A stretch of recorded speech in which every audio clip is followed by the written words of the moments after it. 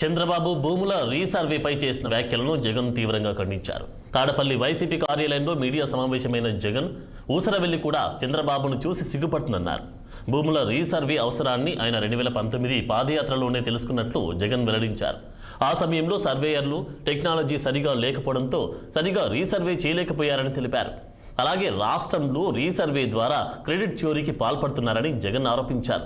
తమ మేనిఫెస్టోలోనే భూముల సమగ్ర రీసర్వే ప్రకటించామని, రైతులు ఎదుర్కొంటున్న సమస్యలకు రీసర్వే పరిష్కారమని ఆయన పేర్కొన్నారు. 100 ఏళ్ల తర్వాత తమ ప్రభుత్వంలోనే భూముల సమగ్ర సర్వే చేపట్టామని తెలిపారు. వివాదాలు లేని విధంగా భూములను సర్వే చేయడం మాకు ముఖ్య లక్షణమని స్పష్టం చేశారు. అలాగే సమగ్ర రీసర్వేతో రైతులకు స్థిరత్వం, భూముల పట్ల హక్కు పరిరక్షణే ప్రధాన ఉద్దేశమని జగన్ తెలిపారు.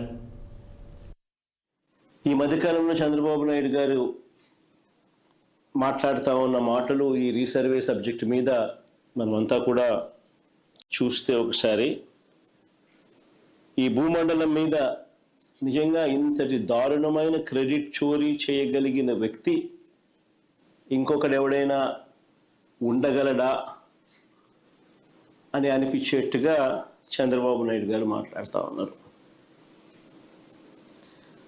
ఊసరి వెళ్ళి కూడా చంద్రబాబు నాయుడును చూసి బహుశా సిగ్గుపడుతుందేమో. అంతటి దారుణమైన మోసాలు, అంతటి దారుణమైన అబద్ధాలు. నేను సూటిగా చంద్రబాబు నాయుడు గారిని అడుగుతా ఉన్నా, మీ ద్వారా ప్రజలందరి తరపున అడుగుతా ఉన్నా.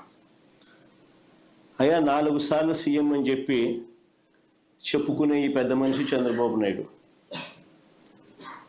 నేను అడుగుతా ఉన్నా, భూముల రీసర్వే చేయాలన్న కనీస ఆలోచన అయినా కూడా నీకు ఎప్పుడైనా గతంలో వచ్చిందా అని. ప్రజలు ఇబ్బందుల్లో ఉన్నారు, రైతన్నలు ఇబ్బందుల్లో ఉన్నారు, రకరకాల సమస్యలు ఎదుర్కొంటా ఉన్నారు. భూ సమస్యల మీద, వారి సమస్యల మీద కనీసం నీకు ఎప్పుడైనా రీసర్వే చేయించి వాళ్ళ సమస్యలన్నీ తీర్చాలి అని చెప్పి కనీసం నీకు ఏ రోజైనా ఆలోచన అయినా వచ్చిందా చంద్రబాబు గతంలో అని అడుగుతా ఉన్నా. ఈరోజు క్రెడిట్ చోరీ తీసుకుంటూ తాను మాట్లాడుతూ ఉన్న మాటలకు నిజంగా ఈ పెద్ద మనిషి సిగ్గుపడాలి. కుత్బుల్లాపూర్ జగద్గిరిగుట్ట పోలీస్ స్టేషన్ పరిధిలోని విజయనగర్ కాలనీలో ఆర్థిక